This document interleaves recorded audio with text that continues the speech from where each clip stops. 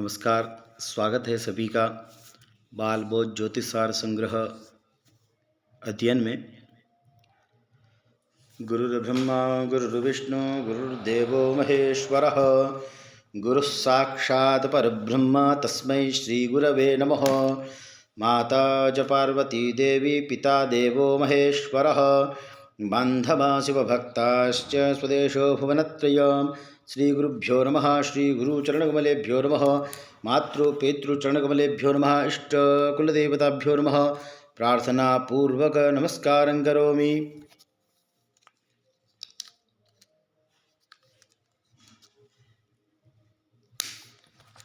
आवाज आ रही है सबको?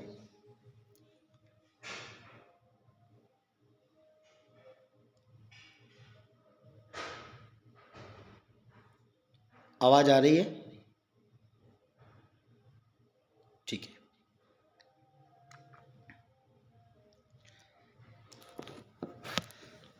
तो सबसे पहले हम लोग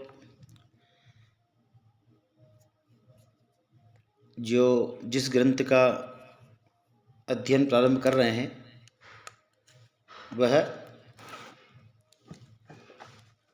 ग्रंथ है बाल बोध ज्योतिष सार संग्रह। यह संग्रह ग्रंथ है और ज्योतिष विषय को प्रारंभिक तौर से हम लोग पढ़ रहे हैं। प्रारंभिक विषय जो है हम पढ़ेंगे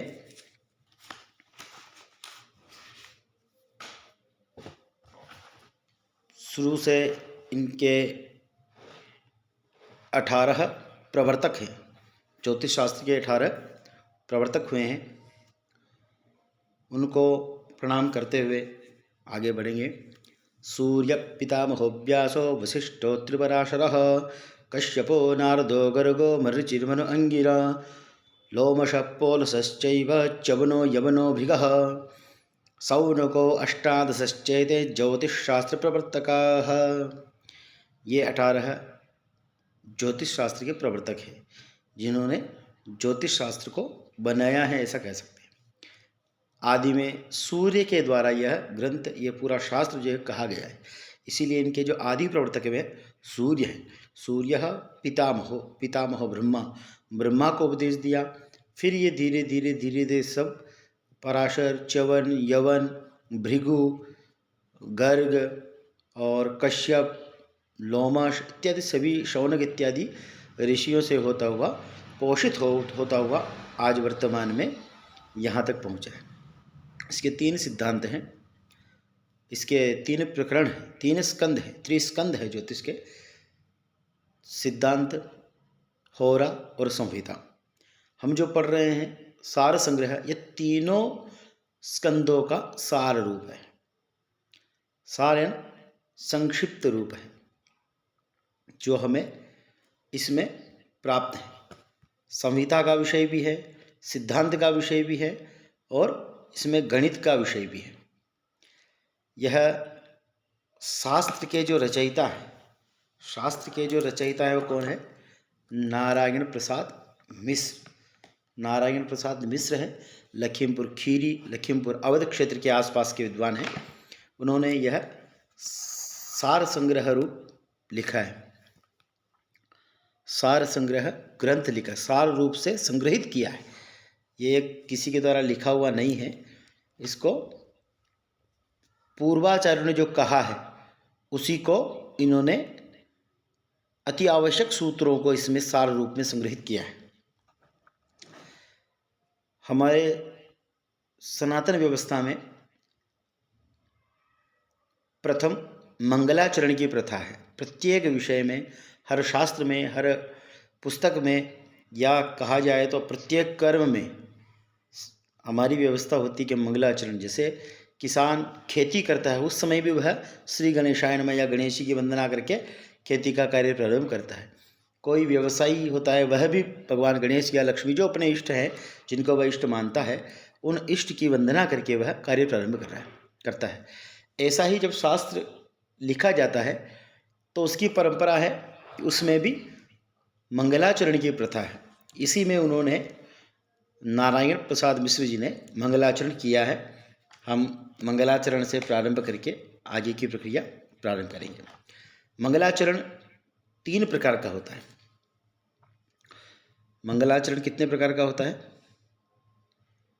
3 प्रकार का।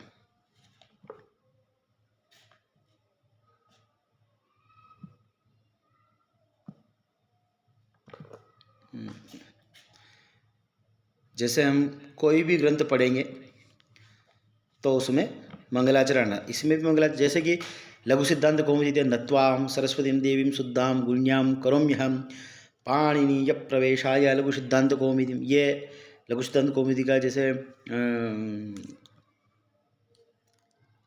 मंगलार्थक है, इन्होंने यह पढ़ा है प्रार्थना के लिए। तो 3 प्रकार के मंगलाचरण होते हैं। 3 प्रकार के कौन कौन से?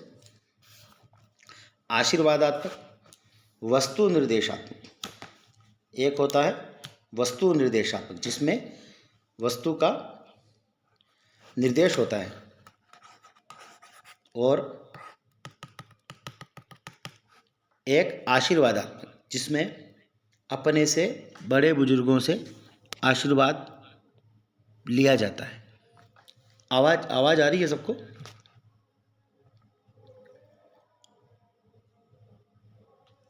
ठीक है।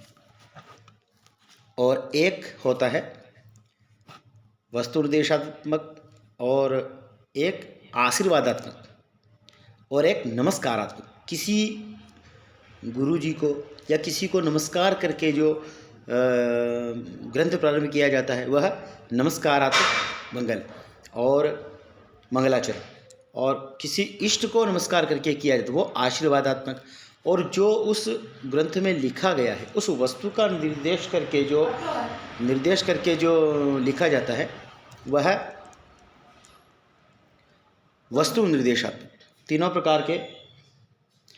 प्रकार के मंगलाचरण हैं। अब जो ग्रंथ हम पढ़ रहे हैं उसमें उसका मंगलाचरण हम पढ़ेंगे कि नारायण प्रसाद मिश्र जी ने कौन सा मंगलाचरण लिखा है, कहा है। तो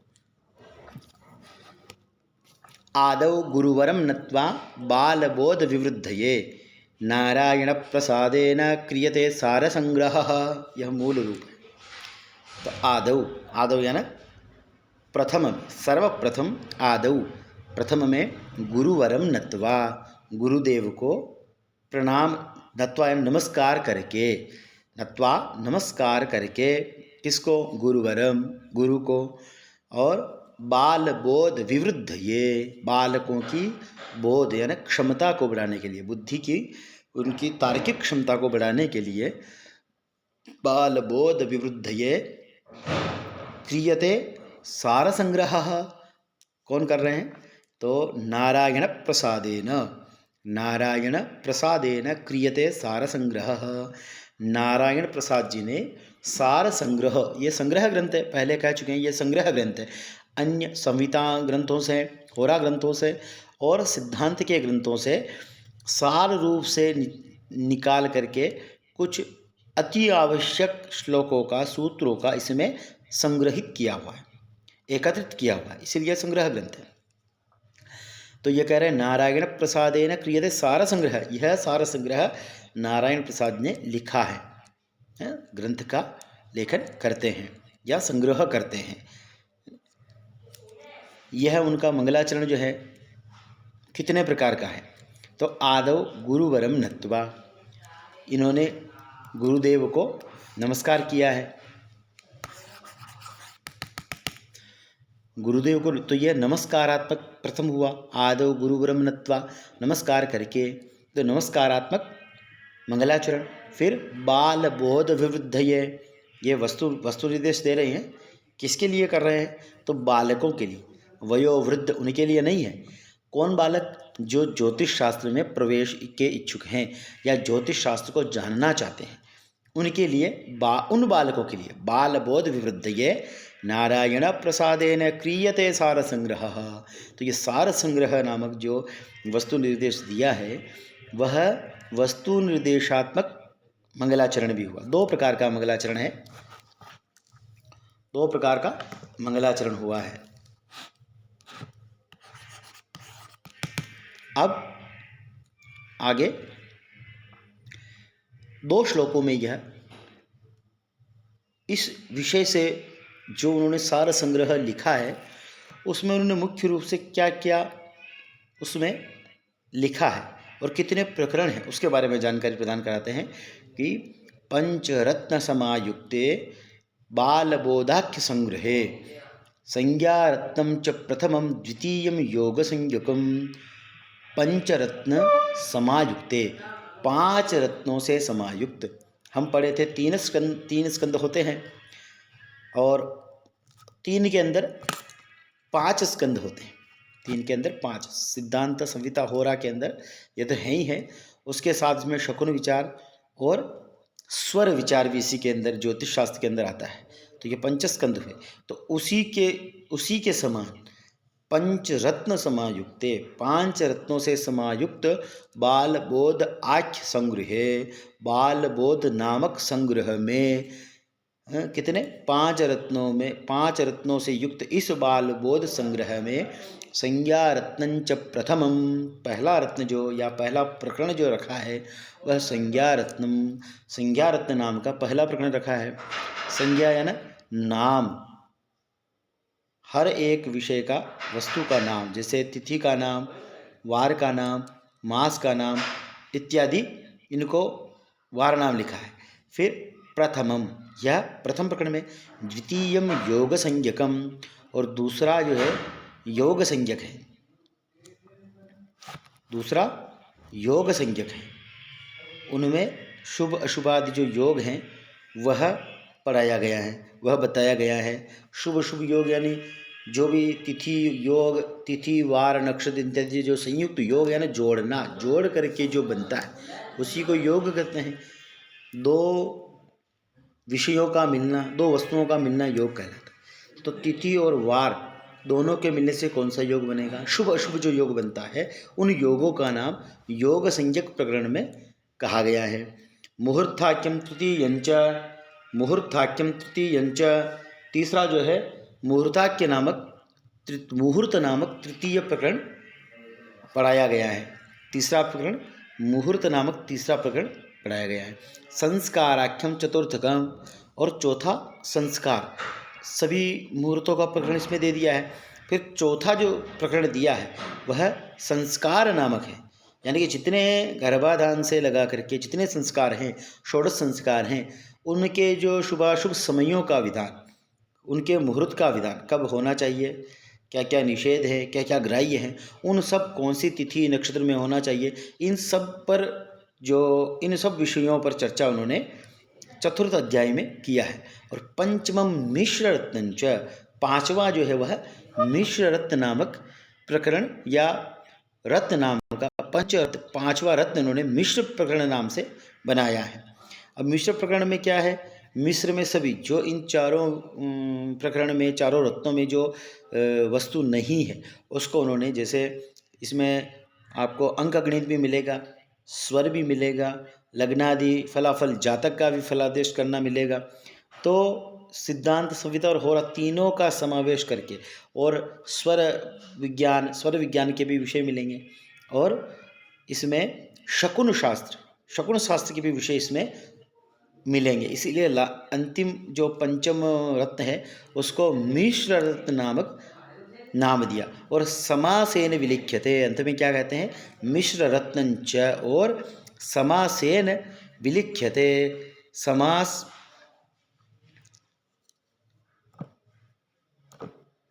समासेन विलिख्यते, समासेन समसनम इति समासः, समसन इति समासः। समसन का मतलब संक्षिप्तकरण, संक्षिप्तकरण को ही समास कहते हैं। तो अनेक पदानाम एकपदी भवनोति समासः, अनेक पदों का रूप एक पद में आ जाता है, उसी को समास कहते हैं। तो बहुत सारे विषयों को संक्षिप्त रूप में कहना ही समास है। तो इन्होंने बहुत सारे, मतलब घाघर में सागर भर दिया है। बहुत मुहावरा जो है, उदाहरण मुहावरे के रूप में वही यह कहना चाहता, समासेन विलिख्यते, संक्षिप्त रूप में इसके अंदर लिखा है। फिर तत्रादौ संज्ञा रत्नम प्रथमम प्रारभ्यते, फिर कहते हैं कि अब यहाँ से तत्र आदौ, यहाँ पर आदि में प्रथम में संज्ञा रत्न जो पहला प्रकरण कहा है उस प्रकरण को प्रारंभ करते हैं। और आदि में जो कहा है उसका पहला ही प्रकरण वर्षमान से प्रारंभ करते हैं कि संवत्सर ज्ञान। संवत्सर ज्ञान का तात्पर्य है संवत्सर का ज्ञान, ज्ञान यानी उसके नाम का ज्ञान करना। किसके? संवत्सर के, कि कौन सा संवत्सर किस शाक्य सन में रहेगा, किस नाम का संवत्सर।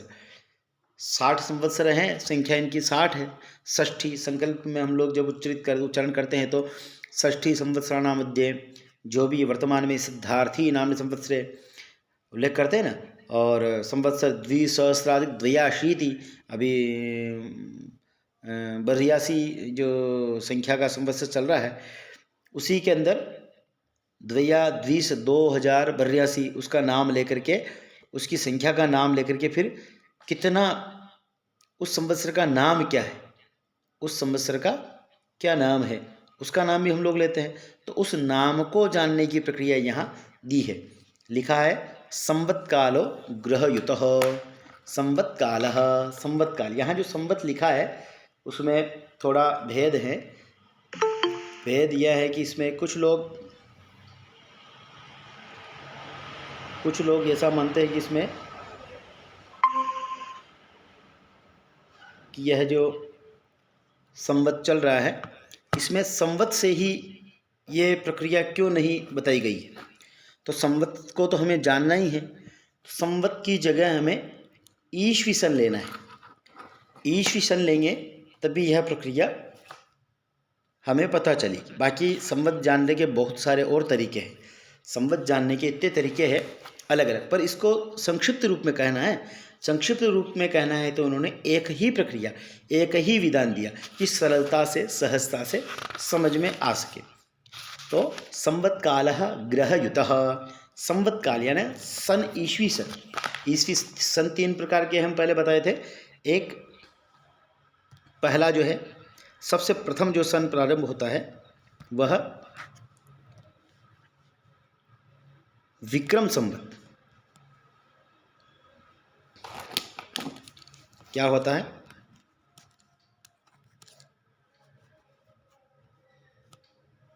विक्रम संवत। राजाधिराज महाराज अवंतिका राज, जो उज्जैन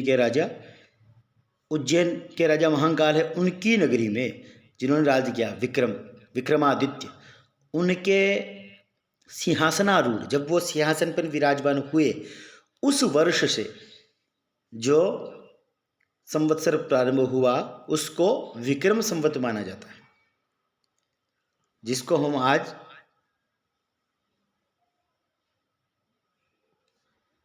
2082 यानी कि 2082 वर्ष पहले महाराजा विक्रमादित्य सिंहासनारूढ़ हुए थे। इससे ये उसी वर्ष से यह संवत चालू हुए। उनको 2082 वर्ष बीत चुके हैं। ठीक है, एक संवत ये हुआ। दूसरा, हम लोग जो अभी अंग्रेजी में मानते ईस्वी सन, ये ग्रेगोरियन प्रणाली का है। ये इसको अंग्रेजों ने स्थापित किया हुआ है। फिर भी यह ईसा मसीह, कौन? ईसा मसीह के जन्म से यह प्रारंभ हुआ, जिसको हम मानते 2000 वर्तमान में 2026 वर्ष पहले ईसा मसीह का जन्म हुआ था। उस जन्म संवत से वर्तमान जो 2026 चल रहा है, उनको 2026 वर्ष हो गए हैं।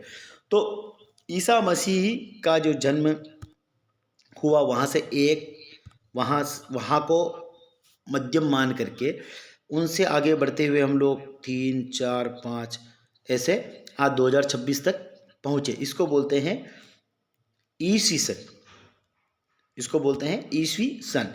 और ईसा मसीह के जो मध्यमान जीरो हैं, यह जो हमने मान रखा है, इससे भी उल्टी गिनती से 1, 2, 3, 4, 5 ऐसे क्रम चलता है।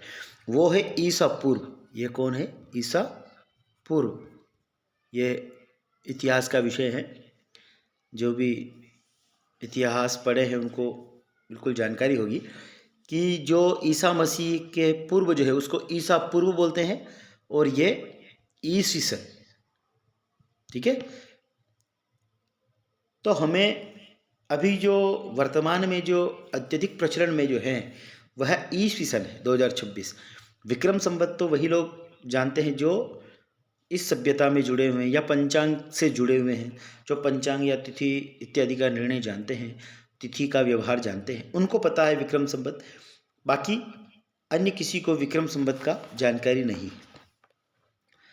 नेपाल में अभी भी विक्रम संवत से जन्मोत्सव इत्यादि जो भी कार्यक्रम करते हैं वह सब विक्रम संवत से मानकर चलते हैं और तिथि मानते हैं।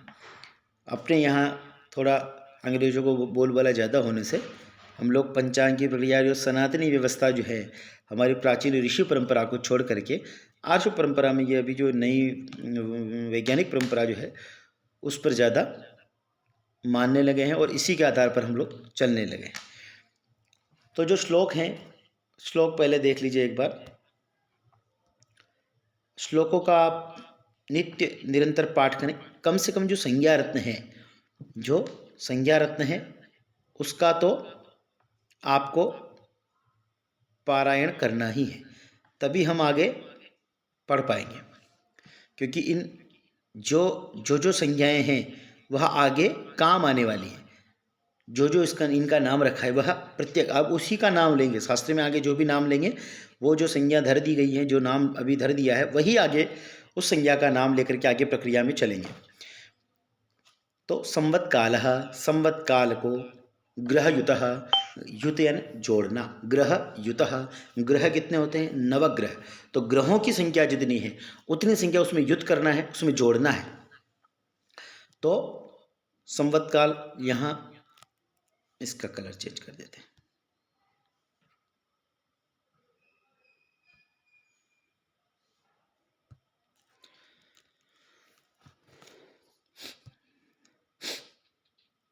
ग्रहयुतः कृत्वा करके शून्य रसैर, यहाँ युतः लिखा हुआ है, यहाँ युता नहीं है, ऋता है। रह करके मैंने उस दिन भी बताया था, ऐसे है में री और ये त और विसर्ग है। ऋता, ऋता है ना उसको भाग देना, और युता है ना जोड़ना, है ना। तो यहाँ शून्य रसई, क्या है? शून्य और रसई कितने हो गए? 60। हर जगह रीजनिंग है इसमें। आपने जो रीजनिंग पढ़ा होगा वही रीजनिंग हर श्लोक में, हर जगह आगे आगे, है ना। शास्त्र में जितनी संख्याओं का जो चीज़ वस्तु बताई गई है उसी का उल्लेख उन शब्दों के नाम पे अपने को समझना है। जैसे ग्रह, ग्रह कहने से 9, है ना। रसई ही, रस कितने होते हैं? षड रसाः, शास्त्रों में 6 रस बताए हैं। तो उन 6 रसों का रसई ही युतः, शून्य, शून्य लिख करके 6 लिखने पर संख्या क्या हुई? 60। 60 संख्या हुई, 60 से भाग देना है। शून्य रसैर्युतः। फिर शेषाः संवत्सराज्ञेयाः, शेष जो बचेंगे, जो फल जो आता है उसको नहीं गिनना है। जो शेष बचेगा, जो शेष बचेगा वही हमारा फल है। इसका फल क्या है? जो शेष बचेगा वह, और जो भागफल आएगा उसका कोई लेना देना नहीं। भागफल से यहाँ कोई लेना देना नहीं है। जो शेष बचेगा, गणित में, अपने ज्योतिष में अधिकतर शेष से ही लेना देना है। भागफल तो पूरा चला गया, वो तो बीत चुका है। जो शेष बचा है वही वर्तमान में चल रहा है, ऐसी स्थिति मानना है। तो इसको हम लोग करेंगे। शेषाः संवत्सराज्ञेयाः, जानना चाहिए। प्रभवाद्याः बुधैः क्रमात्, प्रभव आदि में है ऐसा 60 संवत्सरों का समूह है। 60 संवत्सरों का जो समूह है उनको ऐसा जानना चाहिए, ऐसा कहा है। हम लोग इसकी प्रक्रिया देख लेते हैं।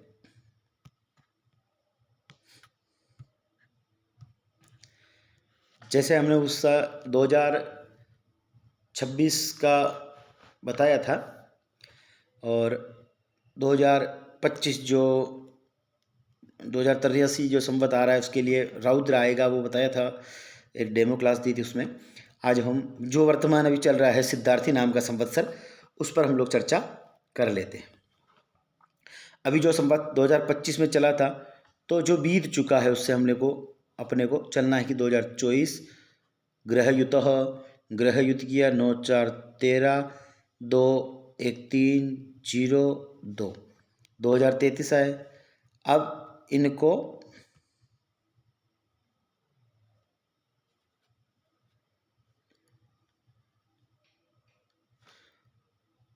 शून्य रसे ऋतः, शून्य और ऋत 60 षट रसे ही, रस 60 से ऋत करेंगे, हटाएंगे, भाग देंगे। 6×3 = 18, 180, 3 10 में से 8 गए, 2 कुछ नहीं खाली, 3 6×3 यहाँ भी 18, 6×4 240 ज़्यादा हो जाता है, तो 18, ये 3 13 में से 8 गए, 5 क्रॉस, कितना आया 53। ये संख्या हमें याद रखना है, यह संख्या हमें याद रखना है। हम लोग अब आगे अगले जो श्लोक पढ़ेंगे उनमें प्रभव विभव आदि, जो प्रभव आदि 60 संवत्सर हैं उनका नाम लिखा है। तो उसमें जो 53 यानी 53 नंबर का जो संवत्सर का नाम है वह वर्तमान में 2025, अभी संवत्सर चैत्र से संवत्सर चेंज होगा, तो उससे पहले जो चल रहा है वह संवत्सर मान्य है। तो हम लोग देखते हैं,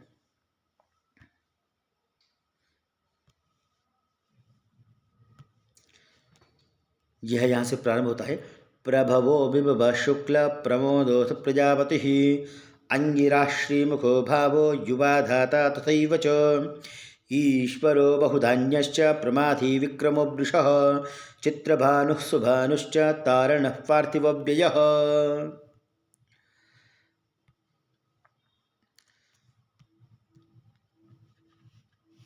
सर्वजित् सर्वधारी च विरोधी विकृतिखरः नंदनो विजयश्चैव जयो मन्मय दुर्मुखौ हेमलंबे विलंबी च विकारी गर्वरोप्लवः शुभकृच्छो वनक्रोधी विश्वावसुपराभवो प्लवंगः कीलकः सौम्यः साधारण विरोधकृत्। यहाँ विराध है, विरोधकृत है, विरोधकृत परिधावी प्रमादी च यानंदो रक्षो नलः पिंगलः कालयुक्तश्च सिद्धार्थी रौद्रदुर्मति दुंदुभि रुदिरोद्घारी रक्तासी क्रोधन क्षयः। तो प्रभव से लगाकर क्षयः तक यह 60 संवत्सर है। इसमें आपको थोड़ा दिखने में दिक्कत होगी, स्क्रीन पर दिखाई दे रहा है।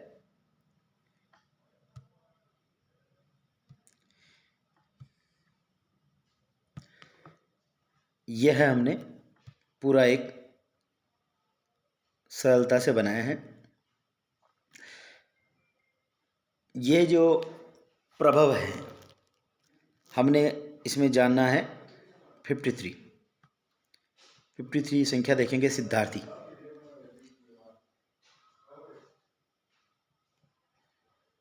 तो 2025 अभी जो वर्तमान में चल रहा है वह सिद्धार्थी नाम का संवत्सर है।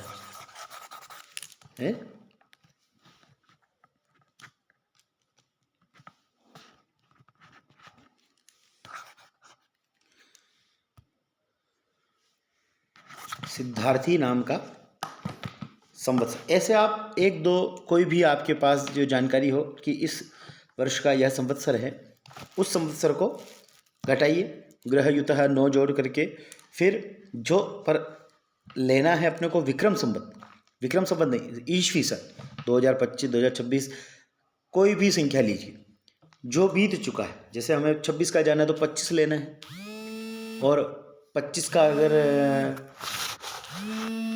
का अगर आपको चाहिए तो 2024 लेना है। ऐसे 2025 का निकालना है तो 24 लेना है। एक वर्ष पीछे का लेना है, एक वर्ष पीछे का लेकर के फिर जब आप निकालेंगे तो पूरा निकलेगा। एक मिनट,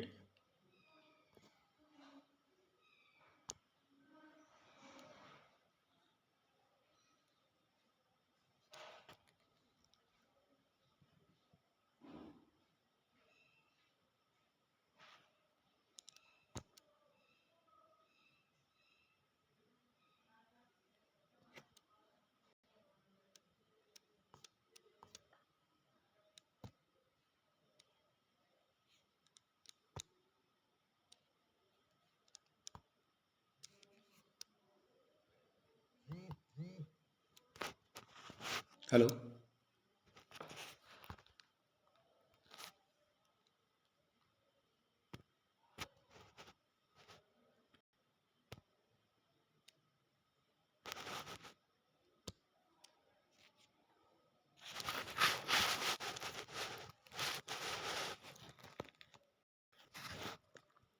हेलो।